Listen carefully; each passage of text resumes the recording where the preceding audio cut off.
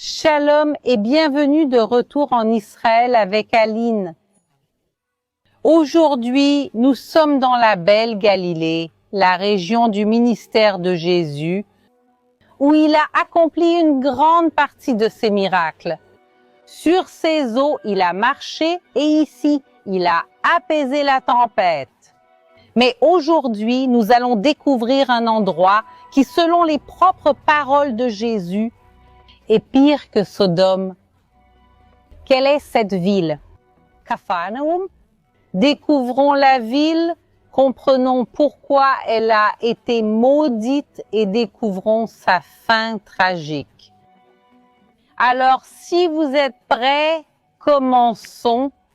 Vous vous demandez probablement à propos de cette fiole que je porte autour du cou. Elle contient de la terre du mont du Temple, portant ainsi l'histoire biblique avec moi.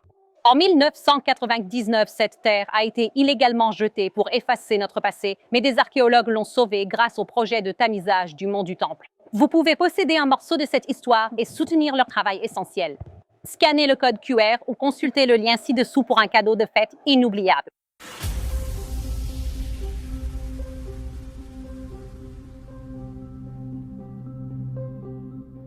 Ici, à nos côtés, nous voyons les vestiges de Capharnaüm, ou, comme nous l'appelons en hébreu, Kfar Nahum, ce qui signifie littéralement le village de Nahum.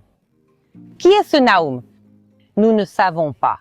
Il ne s'agit probablement pas du prophète, mais ce que nous savons, c'est que cette ville a été fondée il y a environ 2200 ans, à l'époque hasmonéenne. Et à l'époque de Jésus, c'était un village de pêcheurs d'environ 1500 habitants. Et les fouilles archéologiques ont retrouvé ce village en commençant par l'ancien port qui se trouvait ici, sur les eaux de la mer de Galilée. Et on a également trouvé de nombreuses maisons simples, comme on peut le voir ici, construites en pierre de basalte, qui est la pierre abondante ici au nord de la mer de Galilée. Et la grande majorité de ces maisons n'avaient qu'un seul étage, avec quelques exceptions. C'est précisément ce que nous voyons ici, ces escaliers. Elles sont un excellent exemple car elles donnaient accès soit à un deuxième étage d'une maison, soit au toit qui était peut-être utilisé comme une sorte de terrasse. Et cela va aussi se connecter avec l'un des miracles de Capharnaüm dont nous allons parler dans un instant. De très nombreux objets provenant également des maisons ont été retrouvés, principalement en céramique, comme des pots, des assiettes et des lampes à huile. Et on a également retrouvé des ustensiles de pêche, comme des hameçons et des poids pour les filets. Parmi les nombreux pêcheurs qui vivaient ici à Capharnaüm, il y avait aussi Pierre.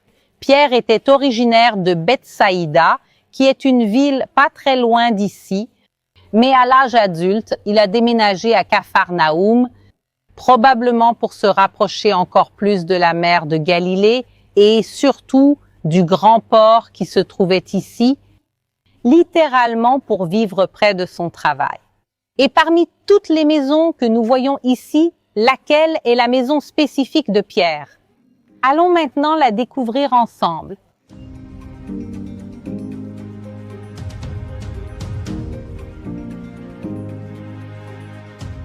Nous voyons ici la poursuite des fouilles archéologiques. Regardez comme ces maisons de l'époque de Jésus sont merveilleuses et comme elles sont bien préservées. Cependant, nous sommes venus chercher la maison de Pierre et elle se trouve juste ici, à côté de nous, sous ce bâtiment. Venez avec moi.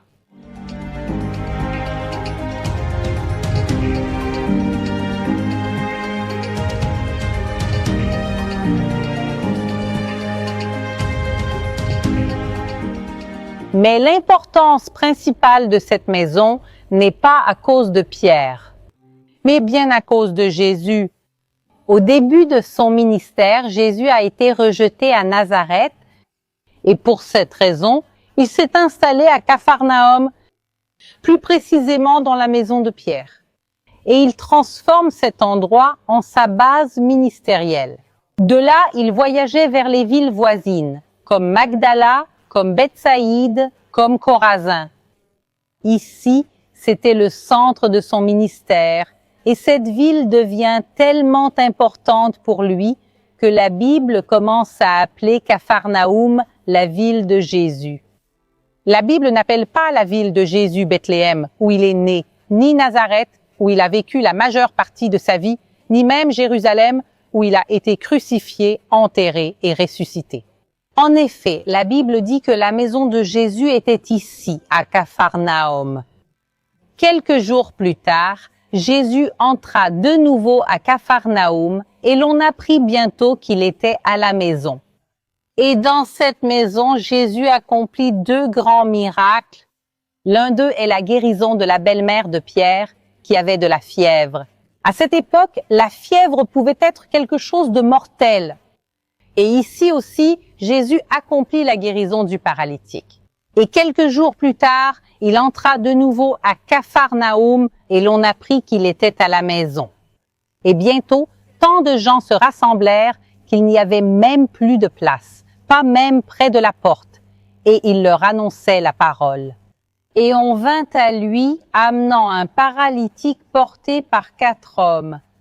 Et, ne pouvant pas s'approcher de lui à cause de la foule, ils découvrirent le toit de l'endroit où il se trouvait, et, après avoir fait une ouverture, ils descendirent le lit sur lequel le paralytique était couché. Et Jésus, voyant leur foi, dit au paralytique, « Mon fils, tes péchés te sont pardonnés.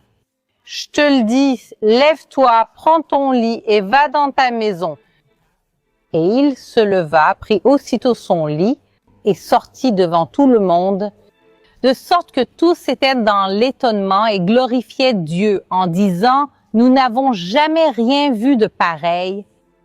Nous avons entendu que ces hommes ont démonté une partie du toit, ont enlevé une partie du toit pour faire descendre le paralytique. » Et les fouilles archéologiques ici à Capharnaüm prouvent comment cela a été possible. Car les maisons étaient faites de pierre de basalte, cette pierre dure. Cependant, les toits étaient faits de poutres en bois et remplis de paille et d'argile. Et c'est pourquoi le toit pouvait être facilement démonté. Et, de cette manière, cette personne a été descendue par le toit et est sortie en marchant par la porte d'entrée de la maison. Mais comment pouvons-nous savoir que c'était exactement cette maison? Comment puis-je vous dire que c'est la maison de Pierre où Jésus a vécu et accompli ses miracles et pas une autre parmi tant d'autres maisons d'ici? Tout d'abord, quand je parle de la maison de Pierre, je ne fais pas référence à ce bâtiment octogonal, celui qui semble un peu circulaire. La maison de Pierre, l'original de l'époque du 1er siècle, ce sont ces murs qui sont traversés. Et quand elle a été construite, cette maison était comme toutes les autres maisons de Capharnaüm. Ici, c'était la maison d'une famille ordinaire. Cependant, à la fin du 1er siècle, c'est-à-dire des décennies après que Jésus ait vécu ici, cette maison a complètement changé de fonction. Nous voyons que lors des fouilles, on ne trouve plus d'ustensiles domestiques, comme des assiettes et des verres, mais plutôt des objets plus collectifs, ce qui montre que cette maison, à la fin du 1er siècle, s'est transformée en une église domestique. Le lieu a été aménagé, les murs ont été recouverts de plâtre et l'endroit a été transformé en une maison spéciale. Des inscriptions ont aussi été découvertes sur les murs de la maison, qui faisaient référence à Jésus et à Pierre. Pourquoi le lieu a-t-il été transformé en église domestique et non en véritable église? Pourquoi? Parce que le christianisme était une religion interdite et persécutée dans l'Empire romain pendant ces premiers siècles. Et c'est pourquoi cet endroit a servi d'église clandestine. Mais depuis le début. Et ce n'est qu'ensuite, au IVe siècle, que le lieu a été agrandi et amélioré pour devenir, à proprement parler, une église. Et enfin, au XX siècle, une église publique et ouverte à tous a été construite. Nous pouvons voir les vestiges jusqu'à aujourd'hui, cette église octogonale il était courant à l'époque byzantine que les églises soient octogonales. Et c'est pourquoi nous avons ici une lignée historique depuis le 1er siècle jusqu'à aujourd'hui, et c'est pour cela que nous savons différencier cette maison des autres. Et enfin, en 1990, cette église a été construite, et nous pouvons voir qu'elle a été construite sur des colonnes. L'idée est d'avoir une église à cet endroit, mais de cette façon, elle ne cacherait pas l'archéologie de l'époque de Jésus.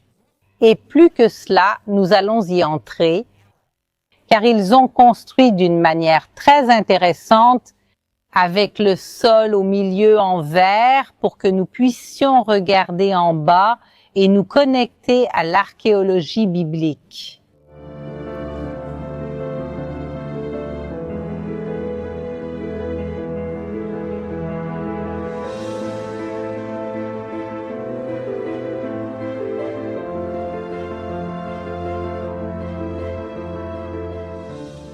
Dans la Bible, il est écrit que près de la maison de Pierre, il y avait une synagogue où Jésus avait l'habitude d'enseigner le samedi. Et nous pouvons la voir juste ici.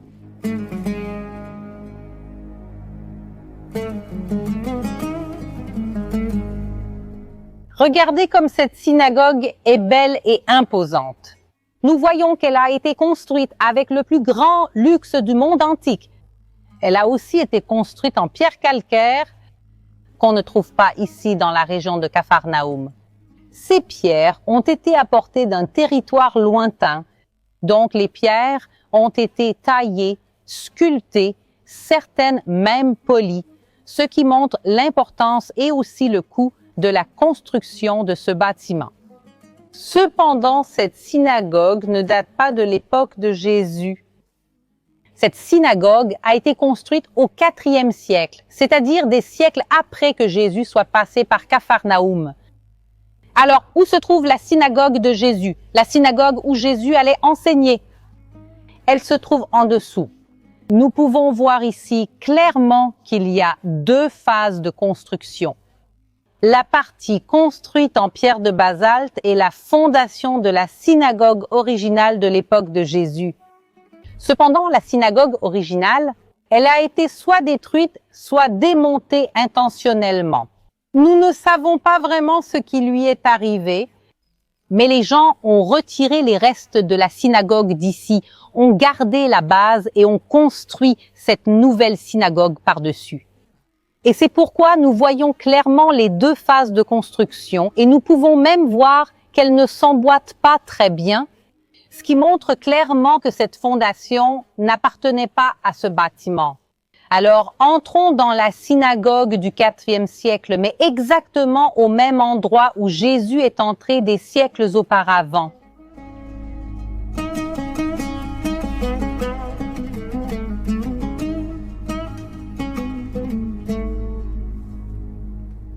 Jésus enseignait dans cette synagogue et les gens étaient émerveillés par l'autorité avec laquelle il enseignait. Il a enseigné ici sur le royaume des cieux et sur le pain de la vie. Et ici aussi, il s'est passé un épisode qui donne des frissons. Dans cette même synagogue, Jésus a chassé des démons.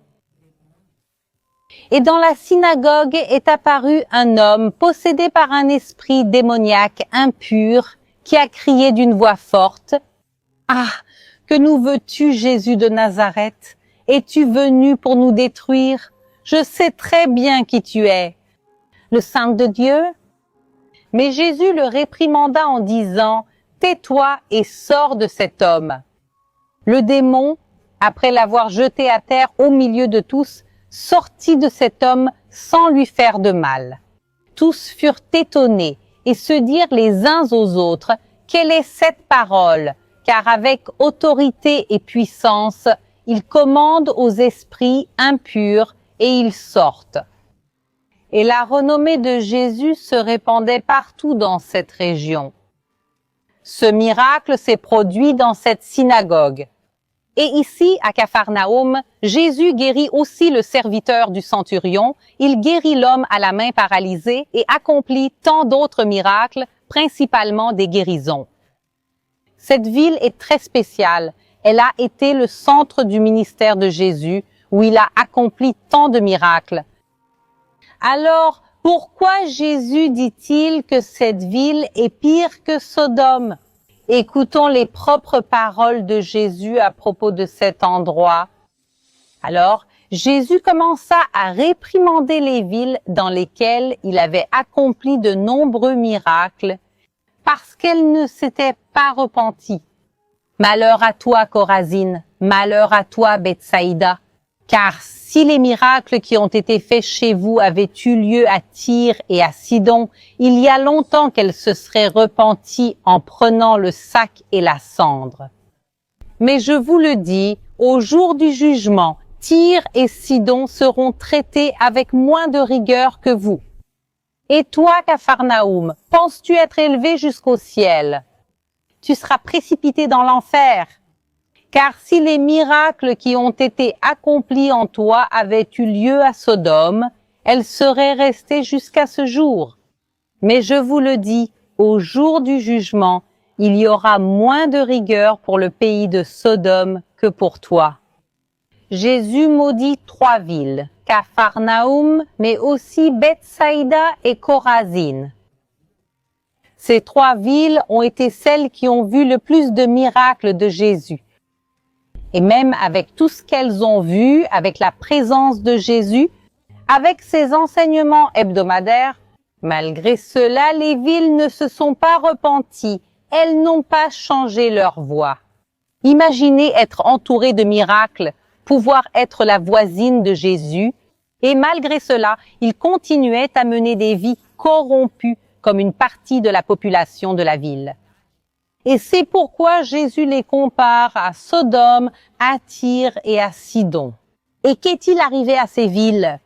Les 3 villes ont été détruites par un grand tremblement de terre.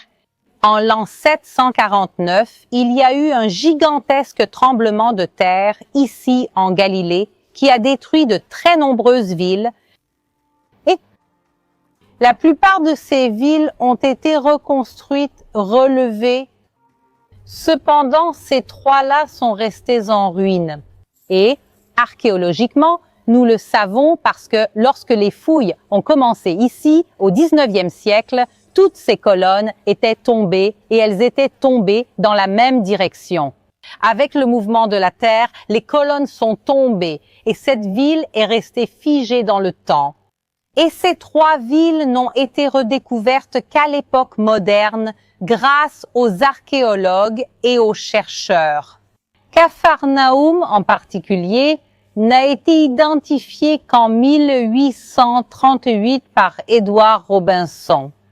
Et ces ruines sont la preuve, l'accomplissement de ces paroles de Jésus. Nous avons ici en Israël de nombreuses villes millénaires, mais ces 3 villes, comme nous le voyons autour de nous, sont restées en ruine. Mais la fin de l'histoire de Capharnaüm, je ne la vois pas comme quelque chose de terrible et de triste, mais plutôt comme une révolution de la foi. Jésus est venu ici et a accompli tous les miracles. Les gens ont vu, mais ils n'ont pas cru. Et après 2000 ans, l'endroit a été redécouvert, réexcavé, ouvert au public, et des milliers de personnes viennent chaque jour découvrir cet endroit, principalement des pèlerins qui viennent découvrir la Terre Sainte. Donc la ville de nos jours, elle est remplie de personnes qui n'ont pas vu Jésus lorsqu'il a marché ici, mais qui ont une foi totale en lui. Ainsi, cette ville qui était un symbole du manque de foi et du manque de repentir est devenue l'un des principaux lieux de la foi chrétienne de toute la Terre Sainte. Et donc, si vous prévoyez un voyage en Israël, vraiment, c'est un lieu incontournable en raison de son importance historique et aussi de son archéologie. J'espère que vous avez aimé la vidéo d'aujourd'hui et on se retrouve la semaine prochaine.